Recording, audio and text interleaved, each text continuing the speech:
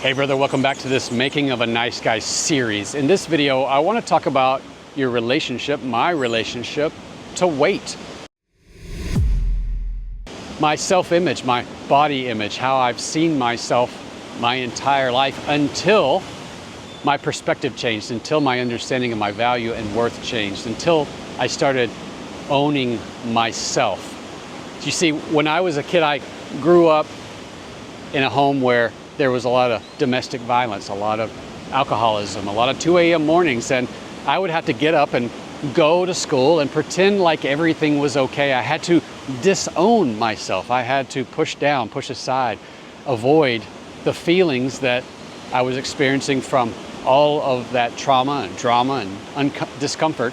I had to go to school and pretend like everything was okay because I was ashamed of what was happening at home. I didn't want anybody to know about my home life. And by disowning myself, I didn't really have a sense of self. In fact, I was looking outside of me to other people for validation. I wanted other people to demonstrate, to show me, to prove to me that I was valuable, that I was worth worrying about and caring about, paying attention to.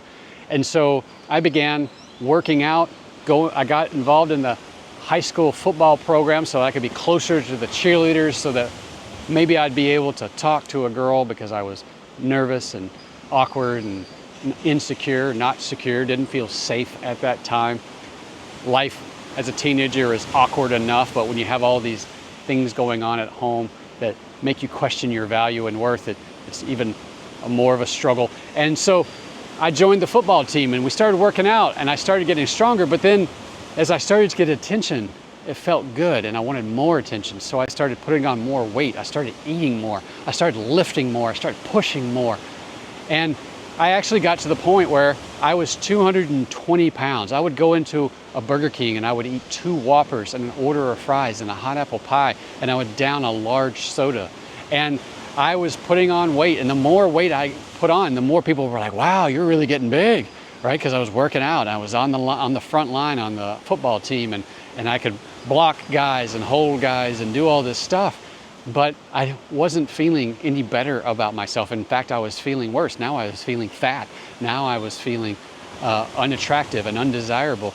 It was just a self-fulfilling prophecy of what I also believed about myself. I was just continually reinforcing this belief that I was not worthy or valuable, that I was bad in some way, that I was shameful, because I had associated shame about my home life.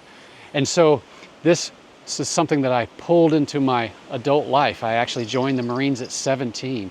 I was 220 pounds. I was 6 foot tall, and they said by their chart, by their weight scale, that I was overweight, that I was obese, and that if I didn't lose the weight, they would put me in the pork chop platoon. And you can imagine how terrifying that was. They said, you'll cut your rations. You won't get as much food as everybody else. So we'll put a big orange stripe on your sweats, and you'll have a big, what they call a racing stripe, and everybody will know that you're different, that you're separated, that you're ostracized, that you're called out separately from everybody else. And you'll do twice as many workouts and they'll take the weight off of you. And I was like, I don't want that to happen to me. And so I started working out. I started cutting my meals. I started that summer before I went off to boot camp. I actually worked at a Kmart, and I worked as many hours as I could get, and I ate and I starved myself and I ran, and I got down to 195. And when I finally got to boot camp, they eyeballed me. They said, how much do you weigh?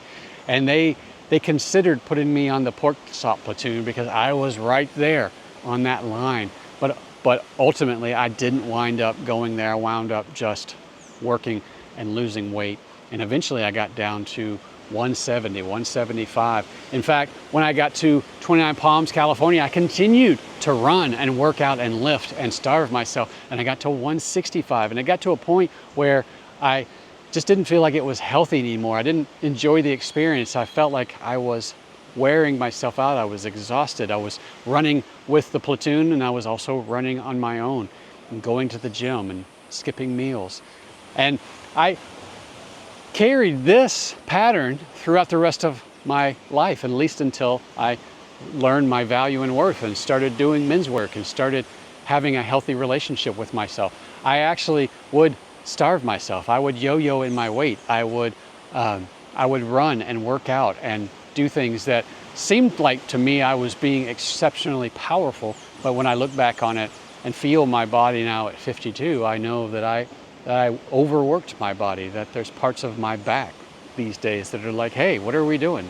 That I didn't take care of myself in the way that I could have, that I should have if I had valued myself at the time, if I had cared for myself, if I had stopped asking other people to value me more than I was valuing myself. And so eventually what happened though was I did do the work, and I did learn my value, and I did learn my worth, and I learned that it was not associated with my body, my mind, my bank account, my house, my job title, my marriage, my relationship. It has nothing to do with what's outside of me, that I have intrinsic value, that I was born with it, that I can't add to it or subtract from it. Nobody can take it away, not even myself. And once I was able to look in the mirror and say, there's my body, that's what it looks like, I was able to to separate myself, my sense of self, from how I looked in the mirror, what my body was. And I was able to say, I want to have a healthy relationship with my body, this vehicle that's carrying me around, that's sustaining my life, that's pumping blood through my veins, that's exchanging oxygen and doing all the biological functions that keeps me alive. I want to recognize that it's something that I want to care for, and I want to value, and that I want it to last as long as possible. And I want to enjoy life. I want to be able to go places and do things and eat food and laugh and dance and listen to music and enjoy life. And this body is what's helping me do that. And so I stopped trying to sculpt it into something that gave me value, and I just started valuing myself, and I started eating, and I started drinking water, and I started getting sleep. And I recognized that my weight naturally goes up and down. Everybody's weight just naturally goes up and down. But I started making choices about what I put in my body and how I treated myself. And my relationship with my weight changed because my relationship with myself changed. My relationship with my sense of self and my understanding of my value changed. Now, I've told you my story and how all of that played out, and I want to invite you to tell me your story. How has your relationship with yourself, your relationship with your weight affected your marriage? How has it affected your job? How has it affected your ability to go out and make friends and do things and feel comfortable in your own skin?